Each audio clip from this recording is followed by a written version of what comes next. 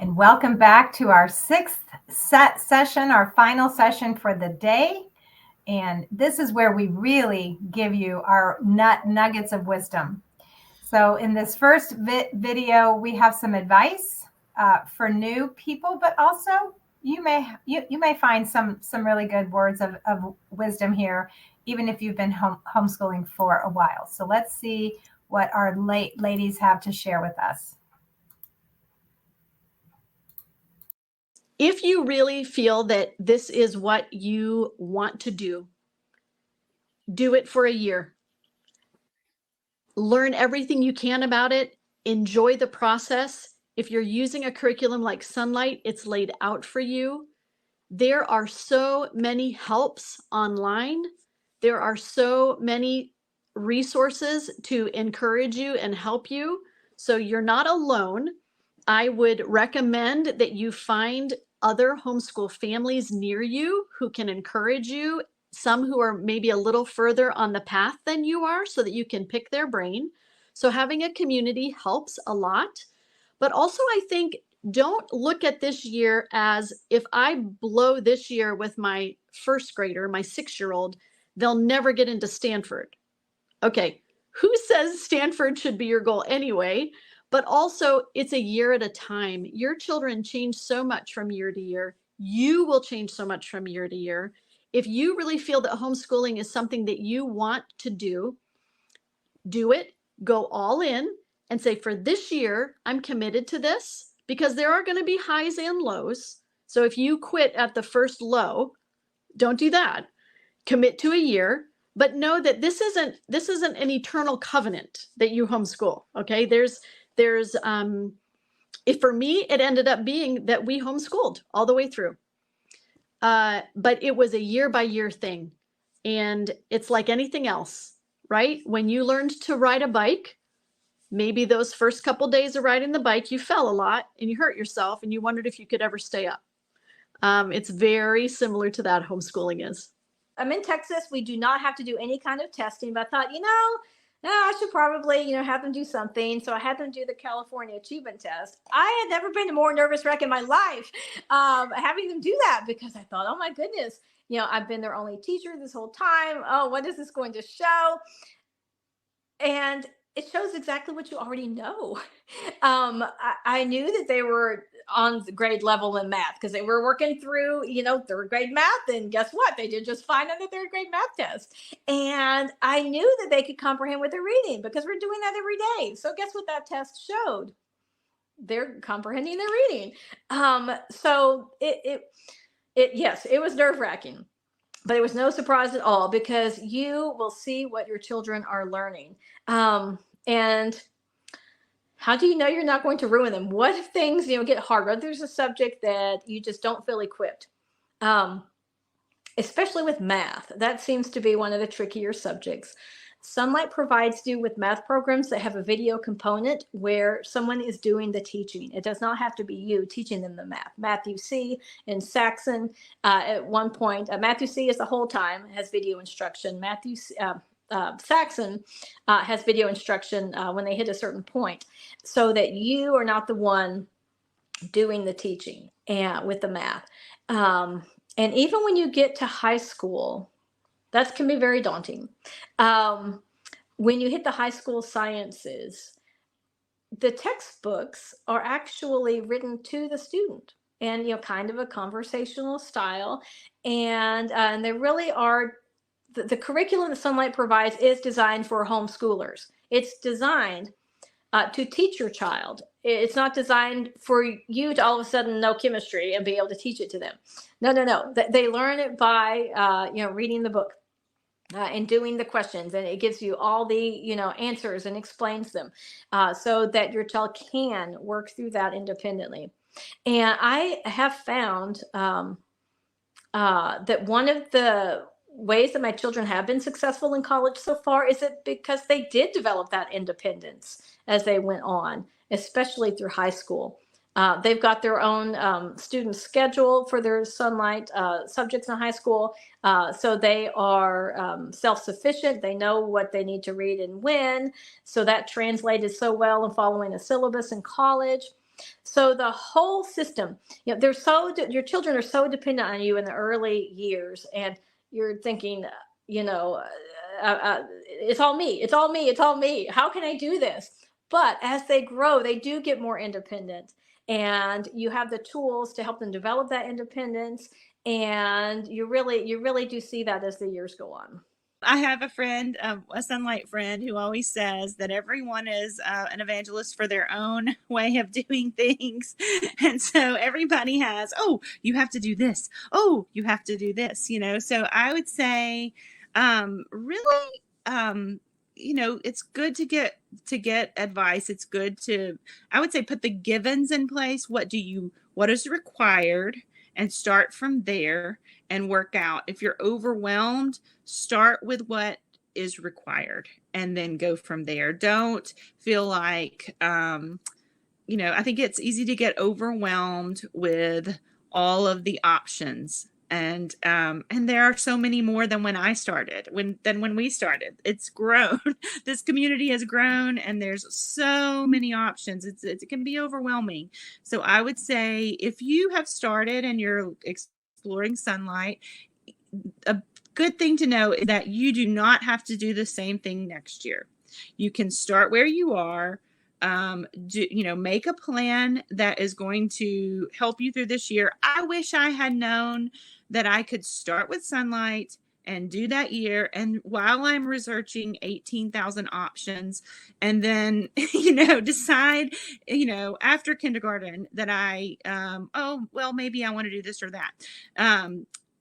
I wish I had known that, because I sent my son to kindergarten in the public school. He did it. He had a good year, but I wish I had known that I could just jump in and start swimming.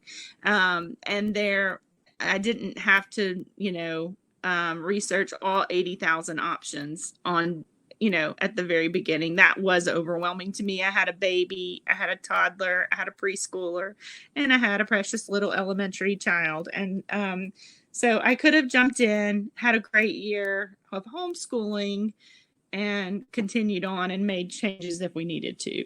But I would just say, don't get that paralysis of standing on the board and deciding not to jump. Go ahead and jump, and then you can make changes as you'd like to. Well, I would say better late than early. I was so excited to get started that there were a few things that I pushed on my kids a little bit before they were ready. And I was so excited about homeschooling, and I was so excited about getting started. And for some of those things, if I had just held off a little and not tried to push them into things just because it was going to be so much fun, it would have been less of an argument and just as successful. So, but I mean, I found Sonlight early, and I started with Sonlight from the beginning, and I never regretted a day.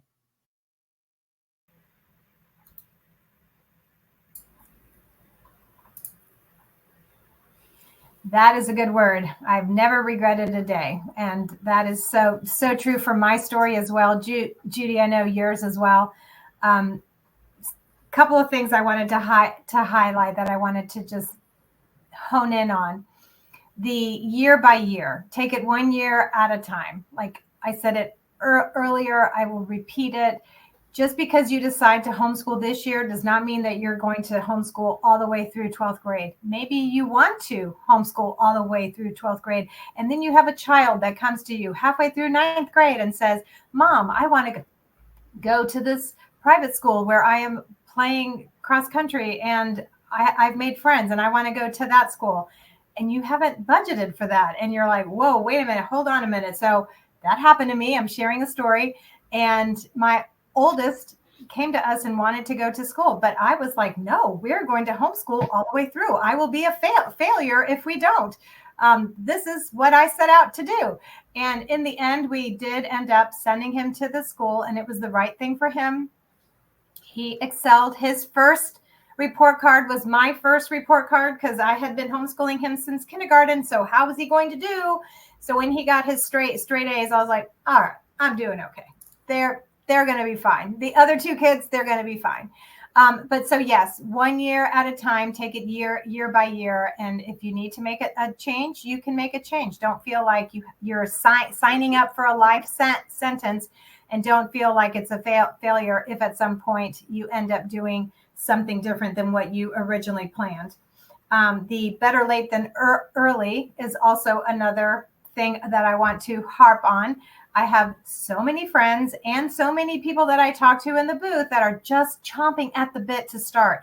And they have a 4-year-old, but this 4-year-old is super smart. They want to start kindergarten.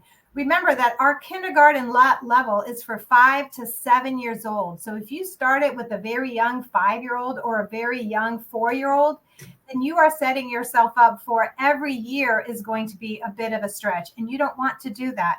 So choose a level. Most of the times you may have a situation where that's absolutely appropriate, but many times it makes more sense to choose a level where your child's age is at the top end of the range. So if it's for K to 2, then place that second grader in that level, because remember, you can make things harder. It's hard to make things easier. So better late than early. And then another thing that happens to me in the booth when people walk in and they're like, oh, I did this last year, I'm looking for something to do this year, and they bounce from thing to thing to thing. Every curriculum will have a scope and sequence. They have a plan of how they're going to cover things from K through 12. So if you jump around, there is a good chance that you are going to have holes in your foundation. So if you find something that works for you, put the blinders on and don't look around. Do not compare. Comparison is the thief of joy. Do not compare what you're doing to what your friends are doing. It'll either make you feel inadequate or it will make you prideful. It is just a bad idea. So don't do it. Do not compare. And so if you find something that works, just do that. Be satisfied. Contentment is a gift. Be happy with the choice that you have made and keep a steady course. If you need to make corrections, you can.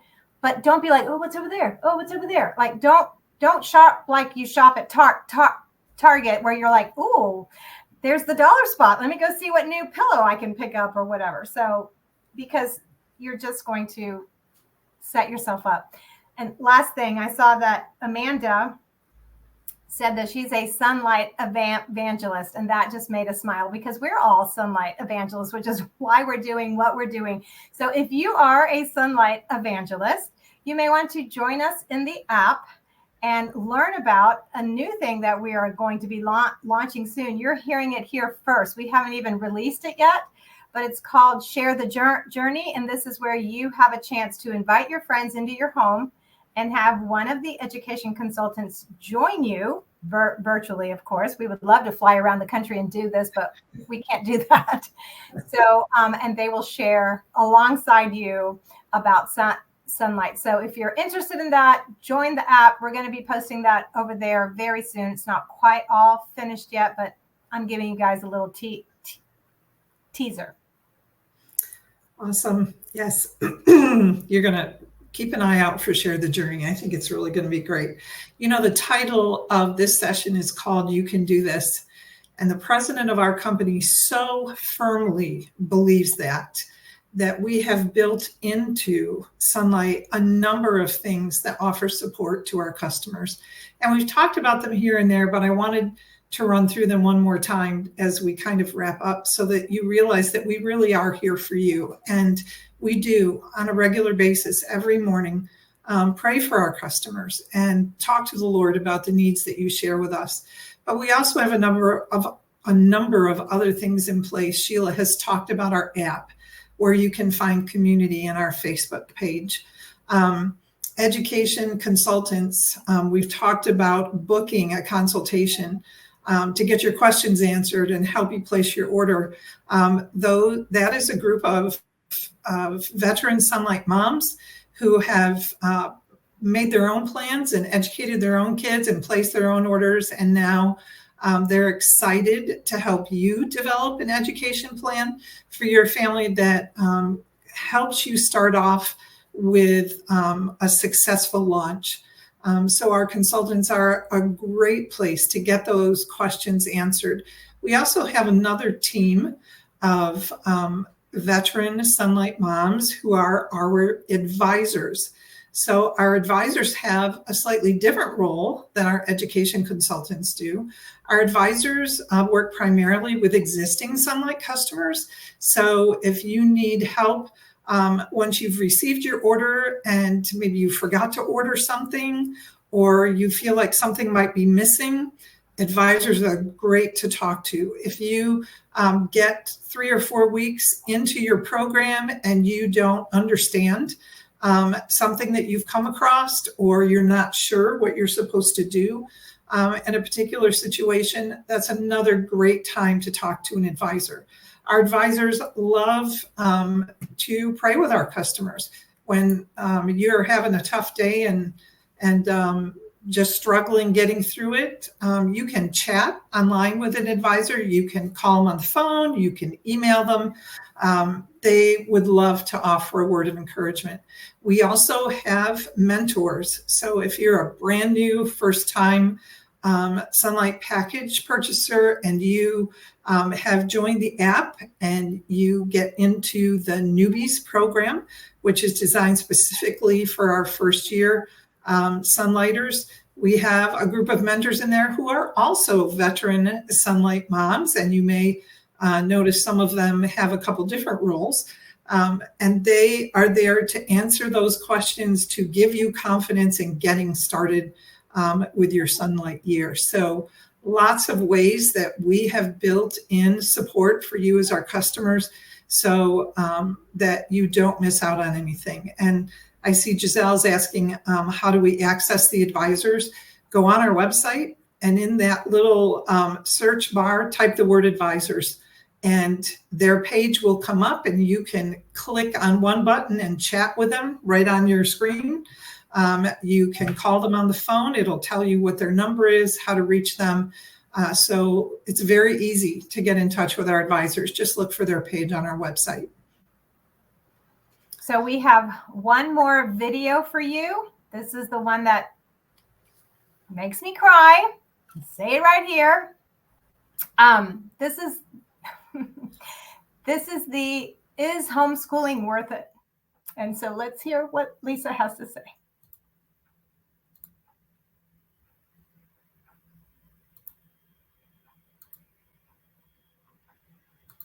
The most encouraging thing that I can say to you is that if the Lord is calling you to homeschool your children, your job is to be obedient. That's our job, no matter what the Lord is calling us to. That's really our only job. Like, He is responsible for the rest. And when we get to the point that we're like, okay, this is different, this is hard, this is uncomfortable, whatever that is, but in obedience, I'm going to step into that. That is the opportunity to see the Lord do big things in your life, in your family's life. And so I just encourage you to trust Him, to let Him be what He says He's going to be, faithful and providing and all of those things. It is not every day sunshine and roses. Homeschooling is hard, but being a mom is hard. Being a dad is hard. It's just hard. We live in a world that unfortunately is corrupted by sin, and our flesh wants things to be easy. But when we trust the Lord with our family and His plans, I can tell you 25 years on the other side, that is good stuff. Really good stuff. And I have learned more about myself and about the Lord in my years of homeschooling than of the years I lived before homeschooling. I learned to trust Him in a new way, and I'm grateful for that. I will not be the same.